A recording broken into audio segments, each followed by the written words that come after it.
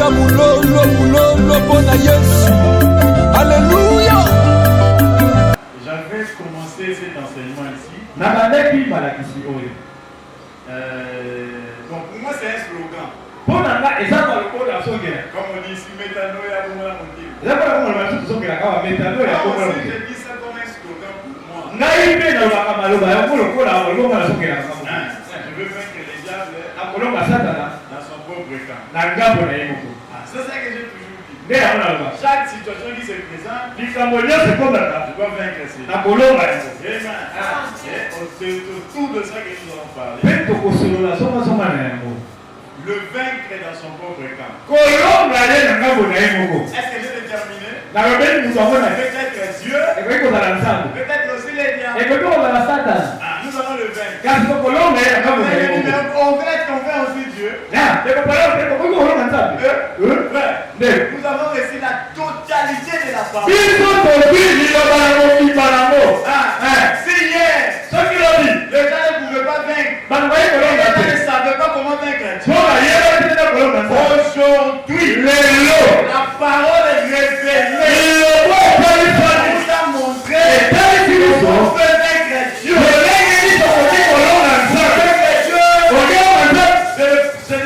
Pour le vaincre, prendre par sa parole. Dieu par sa parole.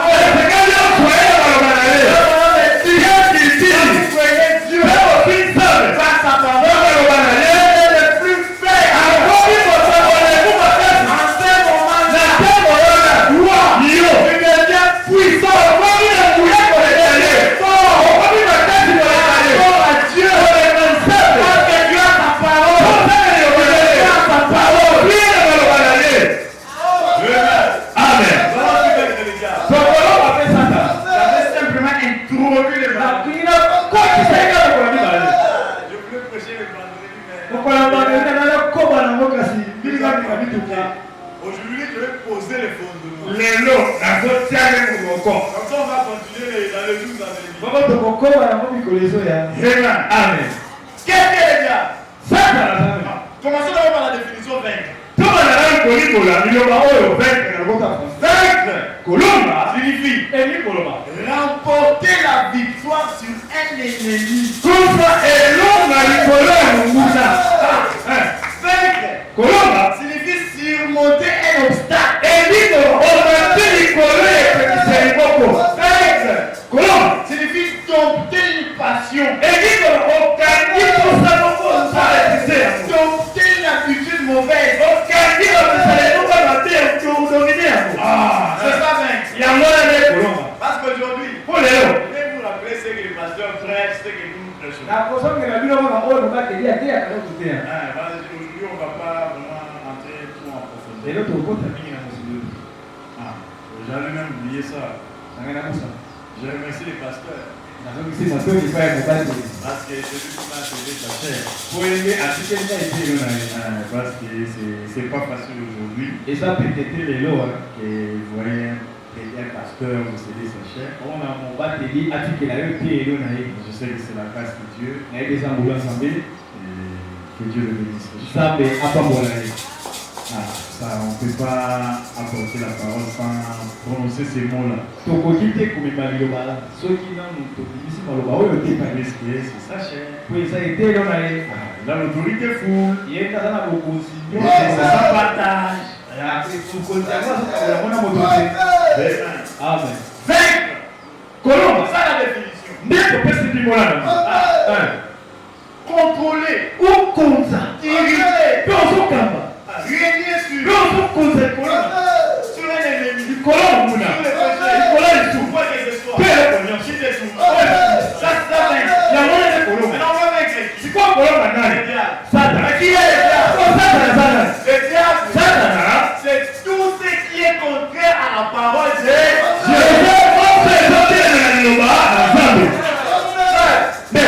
La parole a dit. Dieu les armes que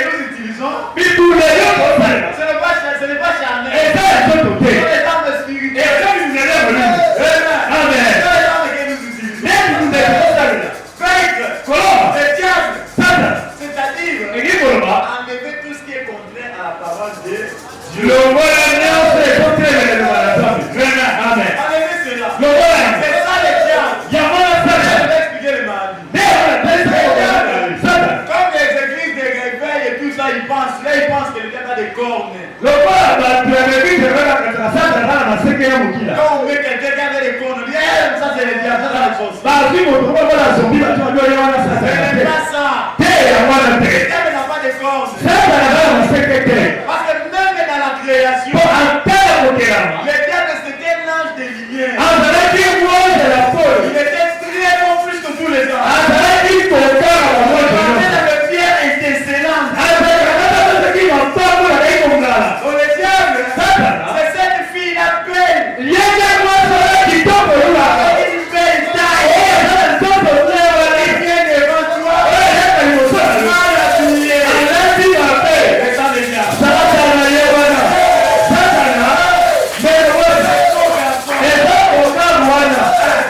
Bien parfumé. Bon français. Derrière lui, il vient vous te détruire. Si tu parles, dis. Au moins, Je suis enceinte. na la sema Je dois te dire. abotuna Bwana na hivi Mungu. ya nani Est-ce qu'il allait abotuna wao on est marié. biso Quand tobala ma femme me dit, soki bosi na je ngai suis enceinte. na sema jibi na sebeli wala je kuna ya bosi na Je connais cet homme-là. siko mobali wa Je ne connais pas ses affaires. ala kama ile tani ngati Il a un Seigneur. azana fene ni Fais wa attention. keba Ta sœur, fais attention. keba wani keba oh wani ke to yemi sio to kemi sio C'est ça, c'est ça. esa mo bosi mobali Mais qu'est-ce que le diable? siko satana Le diable. satana Retenez ça. bosi bango malamu Dès le moment où vous naissez, kaka mokolo yokotani jusqu'à ce que vous allez mourir, kino yokufa c'est un combat. akokumisa yo C'est un combat non-stop. eza bitumba ezanga suka Non-stop. ezanga suka ndenge Avant de prier, tebo yozoboya yozona ezokomae ye azosala mosala si vous avez quelqu'un de projet, azosongisa bakambo vous allez chercher ce temps. ndenge nini akobebisa moto oyo Vous allez dormir. yo nani lemuka komela ngolo Soit vigilant. sala mokele yotalatala On va regarder chaque jour. po bitumba eza mokolo nyonso C'est ça les gars. yango wana tata Ça j'ai toujours dit. tala tina na bakatango nyonso L'onction. epakwa Elle avait dit aux gens. yango nabengela bato Pourquoi j'avais dit ça à la vie? nabango na butu Quand l'onction vient, teme epakwa eye il vient pour te voir. eyeba kopakola yo Il sait pour un don. bala mosusu mpona monopo epakwa eye Il vient pour te protéger. eyeba kobatela yo Peut-être il y a une attaque. bala mosusu komeka masatana Quand l'onction vient, teme epakwa eye il vient pour te bénir. eyeba kopakola yo Pour te guérir. mpona kodekiso na Quand bokola il descend la salle. kasi bazokita na esika Il va bénir seulement ce qui se trouve en toi. akopakola kaka eloko eza kati na yo Qu'est-ce qu'il y a en toi? sikoyo kati na yo eza na nini Quel comportement? ezaleli nini oza nango Quel est ton souhait? posaka eza nini posaka motema eza nini Amen. amen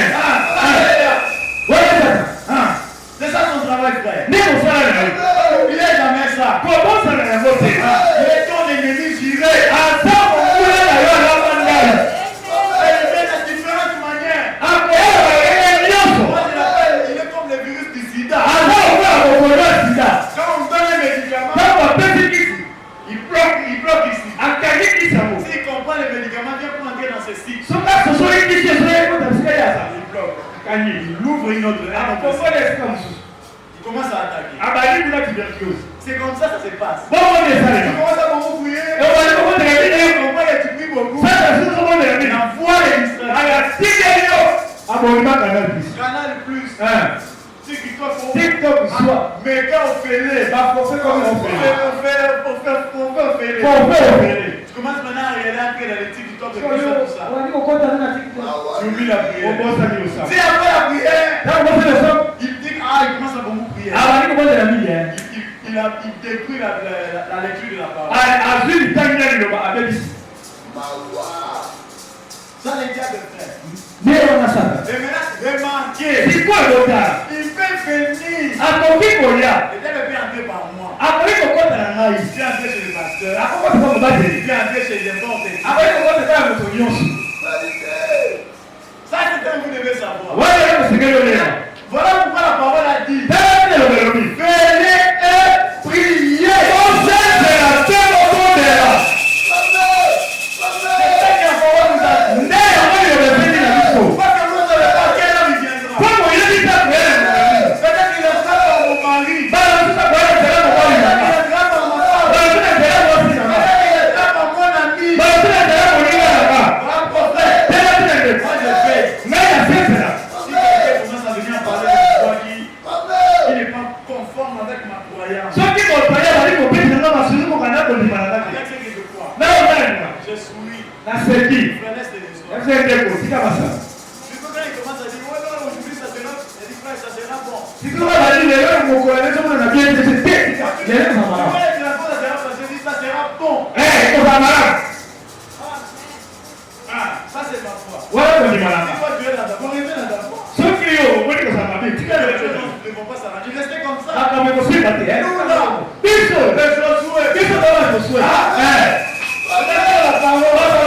Et il n'a pas de ça avec qui. topusana kosala semabe C'est ça. yango Ça commence au bac. omona ndenge nini esika ya bunda Et nous avons lu. po totali nzambe Nous a donné. apete biso bidundeli bidundela boni etala nguya bidundela bo bidundela bozali nakati boyebi yango Parce que j'avais parlé de ça longuement. mbula eleki nalobelaki mbula molai J'avais pris chaque arme, j'ai détaillé. nasoki monduki na monduki natalisi yango na Le moninga pasteur aussi en a parlé. mobali mpe alobela yango Vous voyez, frères et sœurs, olinge il y a des armes offensives, ezala bibundeli oyo kole kobundisa il y a des armes mpe défensives. ezala bibundeli oyo ezobatela yo Aujourd'hui, c'est comme ça. lelo eza bongo Il y a des drones otiki badrone qui parlent des trucs. ekeye epelisa bombi kuna Il y a des antidrones. mpe eza na bantidrone Ah, comme par exemple en Israël, on appelle ça les dômes de fer. lokola isiraele yango dome de fer Donc, dès que vous lancez votre missile, ntango yo obeti misili na yo l'antidrone vient, il frappe ati misili na ye apeti yango les antimissiles. Eh. Et dans la parole, ndenge nini yobe c'est la même, hein? obelaka bongo Je veux parler tolobaki des armes défensives. bibundeli oyo komibatela Le casque d'Israël. ezali ekoti ya lobiko amen Le casque d'Israël. ekoti ya lobiko La culotte de la justice. elamba ya boseko La ceinture de la vérité. mokaba ya bosolo Le thème, tutu comme Josué. lokola litoto Je veux parler des choses. tolobelaki yango kokoloba amen amen Nous allons aussi parler esi tolobaki te des armes offensives. bibundeli oyo kokende kobundisa La parole, liloba la prière, sango kolinga amen ndenge yo kobisa toyo vous devez avoir ton nakozala botango nyonso Vous devez avoir ça pour osekozala botango nyonso liloba losango kondima voilà pourquoi elati l'apôtre Paul dit kekiti nous marchons par la foi. tozotambola kondima amen kekende kotalela biso te Je nage. nazotambola Je regarde pas ça que je vois. nazotala Je tolonge réalité du temps présent. nazotambola lelo Je réalité du temps présent. akobosema lelo Je ne regarde pas. esalinga te J'ai les yeux de la foi. miso na yo kondima Le jumelle. bandite Je regarde la croix noire. ezotala simasata bisai simasata Il m'a arrivé. yini yango ekokoma Oh, c'est l'invisible. nakoki na okomela te nakoki mikoko oyibi esi eye nakoki komona ngo nakoki kosimba ngo kodima amen amen amen tolobela nanu bintu tosebungisa tolobela yango na basima nde tokokoma La parole. liloba Frère, nde nous vivons une période. Je vous avais dit ça les gars. nalobelaki ntango ya mibale tozobikela ntango moko Nous vivons une période. tozobikela ntango moko Nous vivons dans les temps de l'information. na ntango ya kopanza sango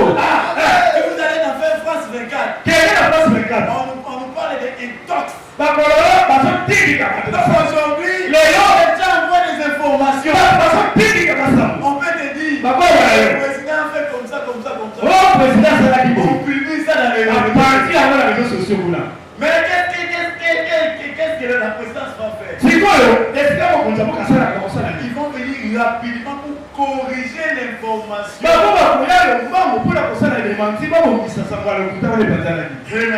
vont venir rapidement. Et c'est la même chose. Le diable, pendant 6 000 ans, il a détruit la parole.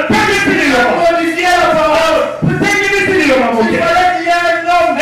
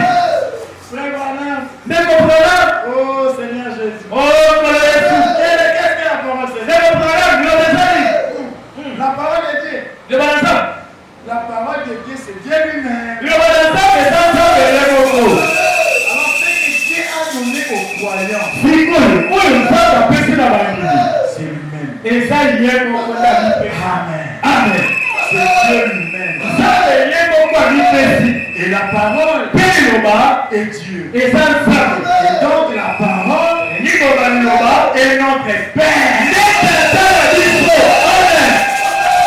La parole.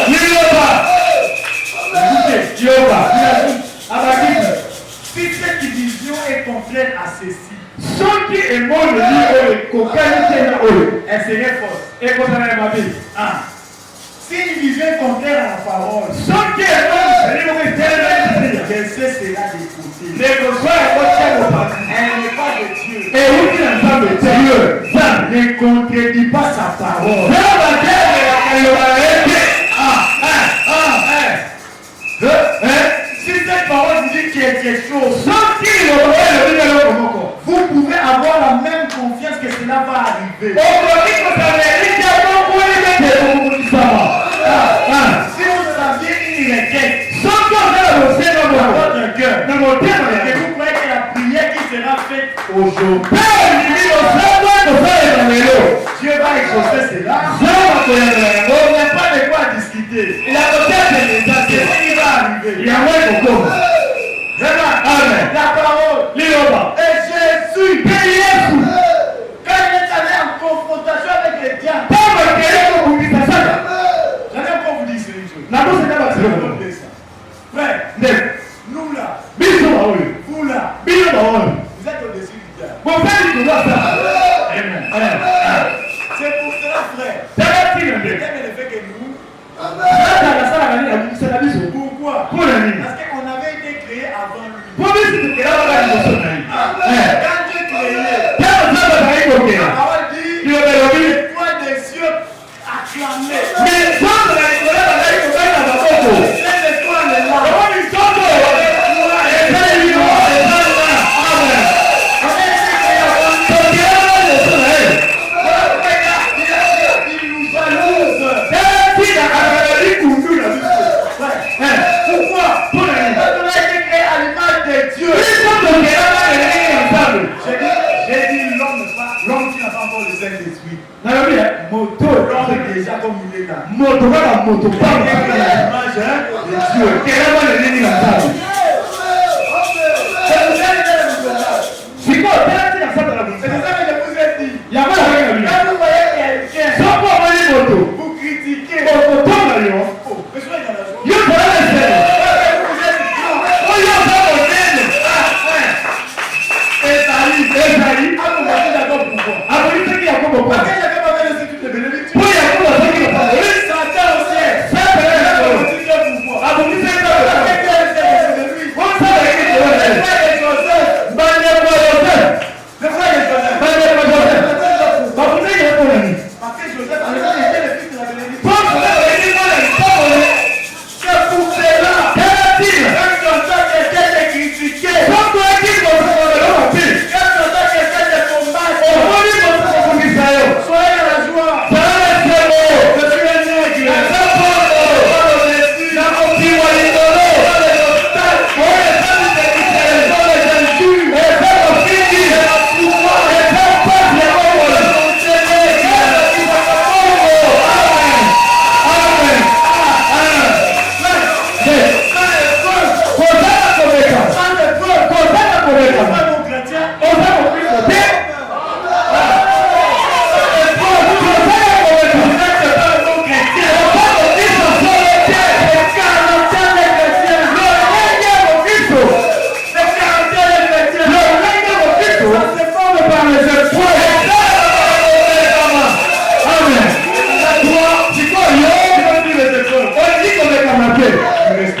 Tu resteras bébé.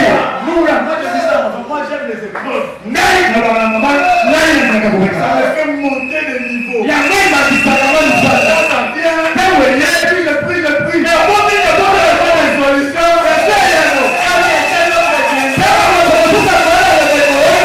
Je vais commencer à lui faire du bois. Dieu a fait ça. Si tu veux lâcher, c'est ton affaire. Moi, je sais. Il est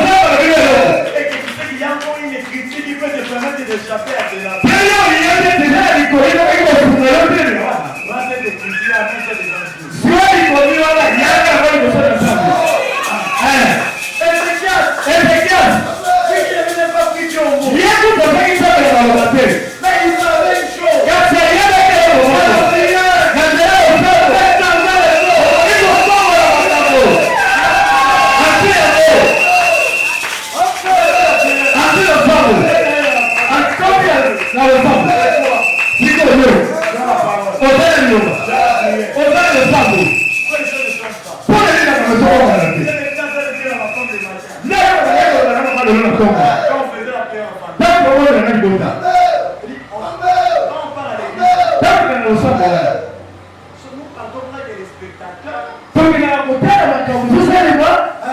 Quand on écoute les promesses de Dieu, il y avait une Dieu. Dieu était là. Après, c'est Manamo. Ça, on peut pas après, c'est Manamo. Dieu, lui qui a dit, quand il vient, il restait un spectateur.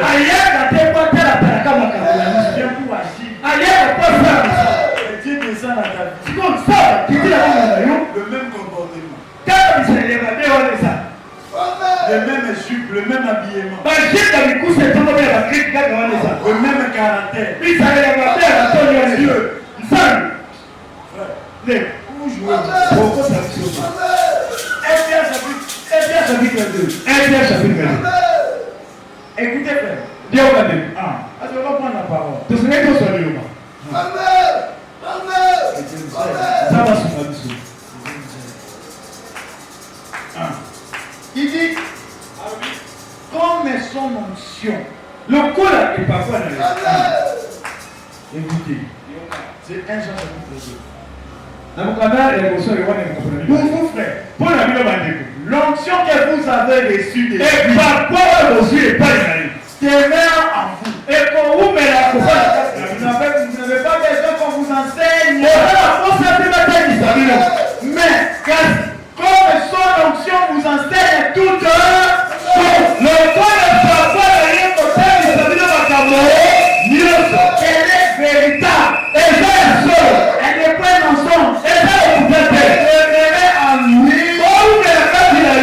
Selon les enseignements qu'elle vous a donnés. Et parfois, c'est Dieu. Et ça descend. Tel critique, ça vous enseigne. Et tel discipline. Pourquoi il y a des choses qui ne passent pas ici, comment ça va commencer à faire des inspirations, le peu on peut rester comme ça. Au combat de la moyenne. Ça va sur le banal. Donc si on enseigne. Et parfois, il y a et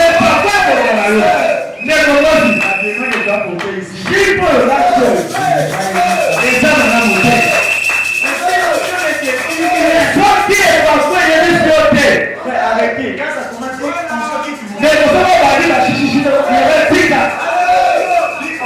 ne veux pas de toi.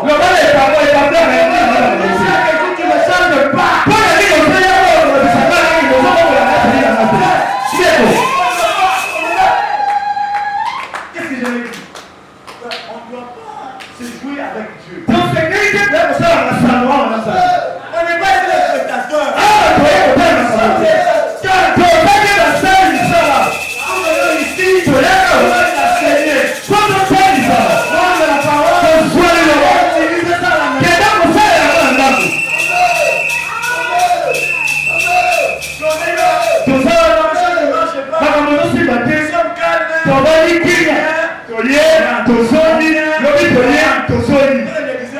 Et comme il me savait pas, et ça pour le nominé. Vous n'avez pas les efforts. Vous allez le récolter. Donc Dieu, et que l'on s'en c'est une partie de la parole. Comme ça, avec tel, il faut pas le donc les parties qui concernent les terres. Et tel, il va pas mourir. Les maisons. Bandako. Il a compris ça. Bandako qui s'accate. Donc si tu restes des cartes. Tel, il va venir au Kenya. Frère, révoltez vous. Votre boca. La foi. On a parlé de la prière. On a parlé de ça, qui est la clé. Oui, la tout. Et comme pour l'agneau. Et pas madame dit. Qu'est-ce qu'il dit? Il change toutes choses. Le sang, on va la l'agneau. Frère, vous avez déjà prié. Aujourd'hui, Léo. Il commence à zéro. Manera à zéro. À partir d'aujourd'hui, je recommence par vous.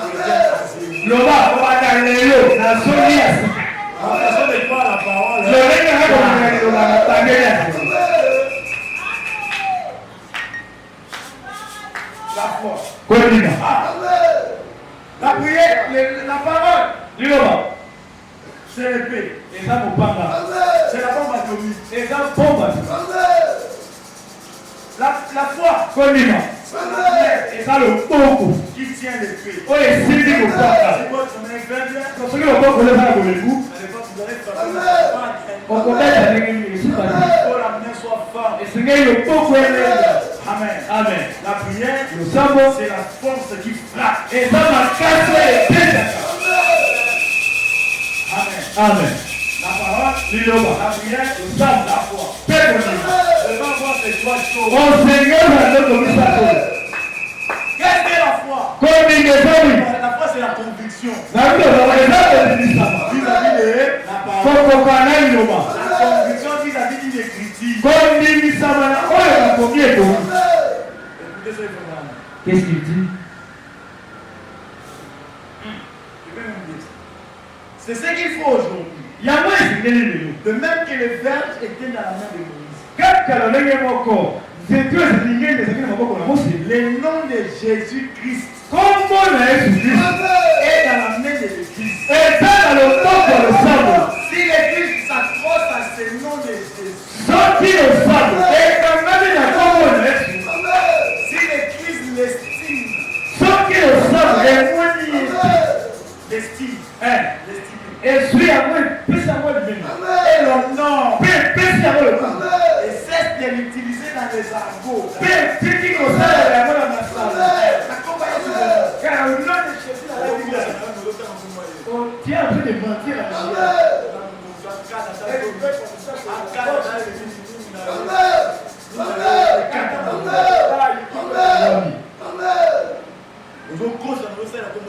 en train de mentir, mais qui chie au nom du Seigneur.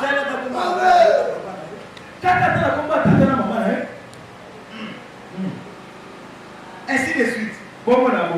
L'utilise avec puissance et révérence. Le sabot est salé comme un Jésus. Il y a peine d'Élia. Elle va vaincre chaque ennemi que Dieu a sur terre. Et pour l'homme, on a mis au sol dans la salle de la vie. Amen. C'est ça, frère. Bon. Le nom de Dieu. Bon. On va faire ce travail. Et pour ça, on s'en va. On va être chrétien. Et pour l'homme, on a Vous l'utilisez. pour ça, il y a Oubliez ça. n'a rien à voir ça. Bon, père, la Bible. Frère m'a dit ceci. Qu'est-ce qu'il a dit? Il n'y a que deux choses. Et ça, le commis là-haut. La parole. Liloba, dans le sang. Avec les amis, ça. La colline. Frère m'a dit. Vous comprenez ma vie?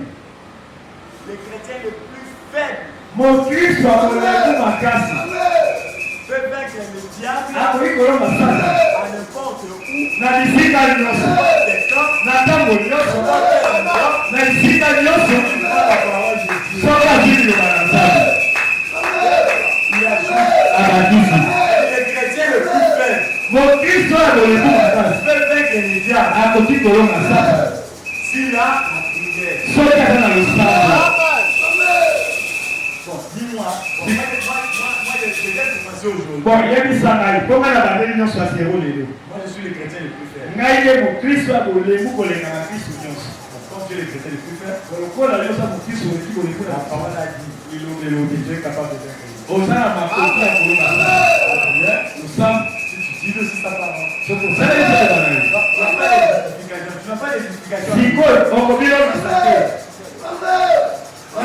Eza te. Okobilomisa. Atala ça. La foi. Kondima. Qu'est-ce Qu'est-ce qu'il dit? Nous avons un général à 5 étoiles. Ah. Ça s'écrit Comment il a dit? G, J, E, S, I, S. 5 lettres. 5 étoiles. Nzoto mitano. Maintenant, Sikoyo yoka. il pose ces 5 étoiles Azwi mitano na ye mitano wana sur nous. atie yango na mapeka na biso. La foi. Kondima.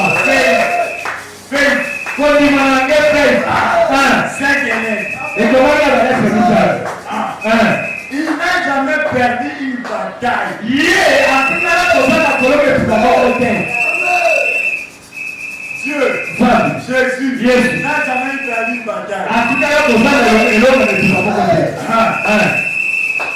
Alléluia. Amen.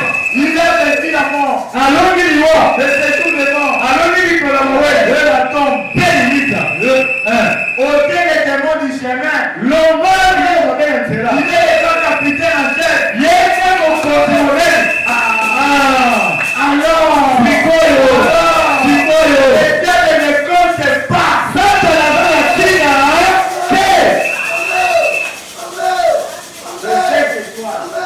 Cette victoire est mise à nous. Oh, c'est Jésus. En termes de tes canaux. Et ça, quand il a eu. Mais un jour, mon collaborateur. Je t'ai donné comme un frère. La gueule comme ça, de comment le mot. Huissier. Attends, le huissier, nous sommes là-bas. La Bécata. Là-bas, c'est là. Qui nous l'est? Concierge. Attends, concierge. Je ne peux pas le voir. La gueule comme ça, là.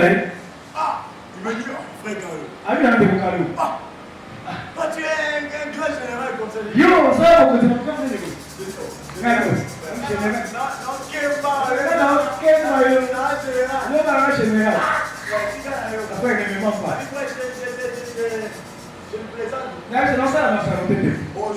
Lelo, na butu, na monio, oye, na nzoto kokala, olati bala, okala mokolo, na baselu, na yeli ya mwana, ya mwana bosa. Mais on est les soldats. Soldats on va pire. Voilà pourquoi. C'est la vie. Donc les soldats de l'éternel c'est armé. Amen. Amen. Ma fille est là. Les aïeux on a. C'est toi et moi. Et ça y est on a demandé. Prenez les armes. Soit du nouvelle. Prenez les armes. Soit du nouvelle. TikTok. Yo, je vais TikTok. Si toi tu fais ça, mais ça moi je vais te condamner. J'ai 31 000 abonnés dans mon compte. La compte de Facebook, il y a 31 000 abonnés. Je peux passer beaucoup de temps. Je vais passer beaucoup de temps à lire la parole qui a fait.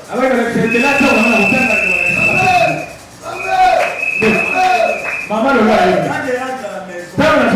si je mange, ce qui n'a rien, chambre. Quoi c'est la chambre? Je bouquine la parole comme je bouquine le livre, comme j'étudie encore. La jolie a tout pour y aller, la table, le corps, la table.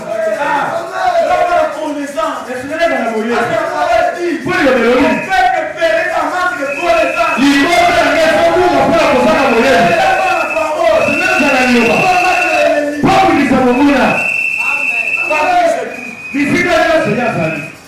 Un jour, le 21 avant de s'inquiéter. On va la table sur la table. Maman, le reste, il s'inquiéter. Ah, elle est comme ça.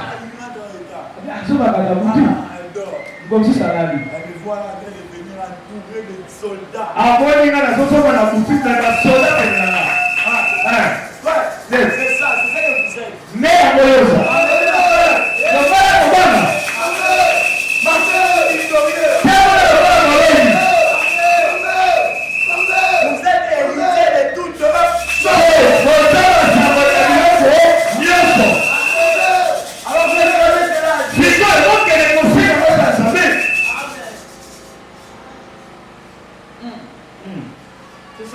n'est beaucoup.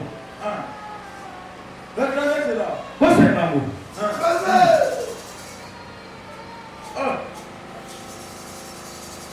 C'est ça.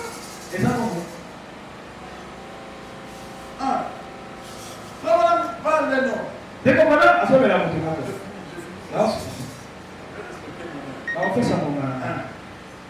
Vraiment, parle le nom. Dès qu'on va là, à ce moment-là, mon gars, il n'y a pas le fait. Ah bon, ça venu pour le copain. Combien de bon ça? Quand les gars faisaient boum, ça te l'a tiré. Il y a celui. Les gars fait boum, ça te l'a tiré. Il y a celui. Quand il recule, c'est quoi? T'as mon façon passée. À son corps là. Il était grand. À la qui mon aime. Ça dit qu'il commençait à devenir petit. À la vie qu'on compte dans la poche corps. Comment? Ah bien. Comment moi il va devenir petit comme ça? Les gars, c'est là comme au Kébou. Là mon Christ. Il a dit. Alors oui. Ah. Et il a dit, Père, Je me suis rendu compte que je devais le combattre. Alors je n'ai rien trouvé. J'ai donc simplement pris une Bible. Il a fait boum. J'ai aussi fait boum. Quand il y a des grimaces, il a fait boum. J'ai créé encore la peur. Le fou du diable. Tu vas poser les mains sur quelqu'un. Vous priez pour lui. Et tu me fais te faire boum. Ne prie pas. Il va pas être là, tu commences maintenant à entrer. Parce que moi, c'est comme ça, c'est le coup. Voilà pour ça dans la salle. Comme un fait aussi.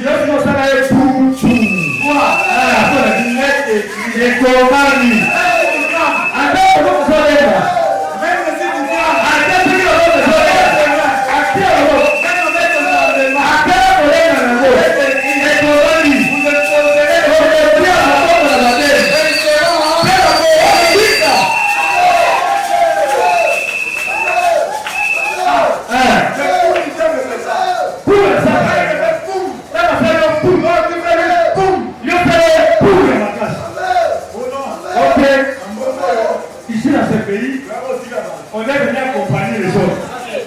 Voilà pour la Satan. Moi je vais vous dire. Voilà pour Israël. Il est écrit. Et comment Il est écrit. Et comment je te bénirai. La copa molale. Là. La copa molale. La mboka oyo atesio. Je m'en fous. Et taligate. Là dans la relation totale. Le travail que j'ai, ça par connaissance. Mon frère, nous sommes dans la relation. Mais c'est la prière. Et ça, le sapo.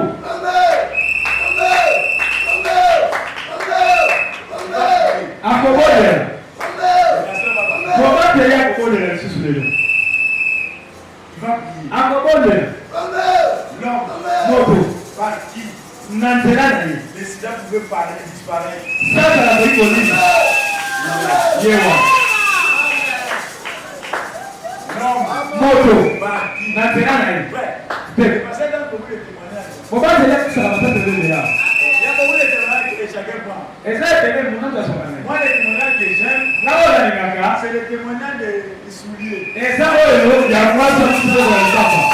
Les souliers. Je peux aller pas pour moi. Perdu. Et puis, Dans une voiture. dans mon tout cas, ça fait là. Et c'est les chauffeurs Fais mon couple. qui amènent les souliers. Aïe, mon gars. Qui ne connaissaient pas la dame. Aïe, dit, tu t'es pas là, il y aura des téléphones. Aïe, tu t'es là pour m'arrêter. Comment Dieu? Non, il y a une salle. Après, on va vous dire pourquoi. Si c'est ça, Sortez-moi ça. alors il a prié. La tire le flambeau. On avait trouvé. À mon avis, ne voyez pas pour moi. Comment il t'a donné l'eau? On va faire une position.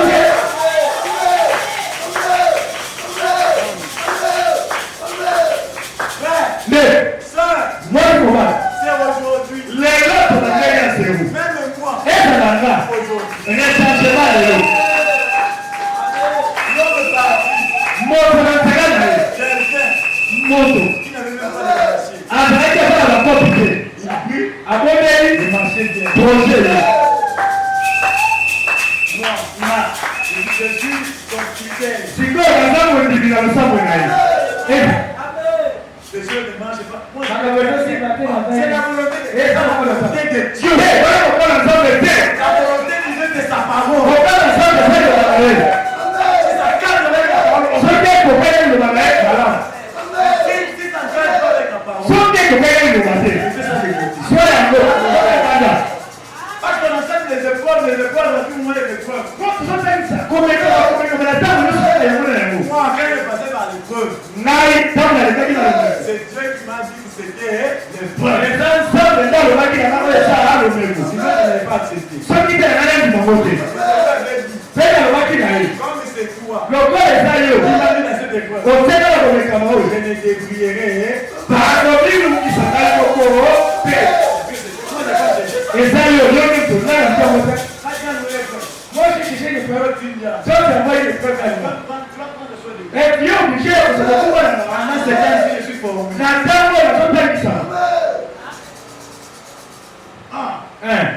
C'est ce qu'il vous faut faire.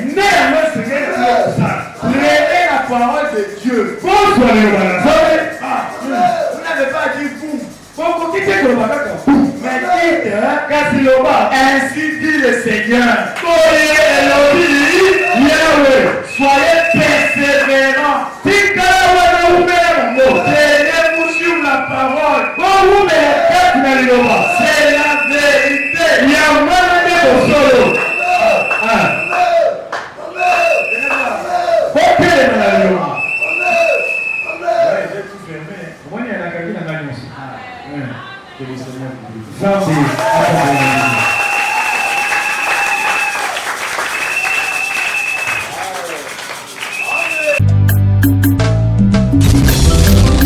Mama lolo beta mulolo mulolo bona Yesu. Alléluia.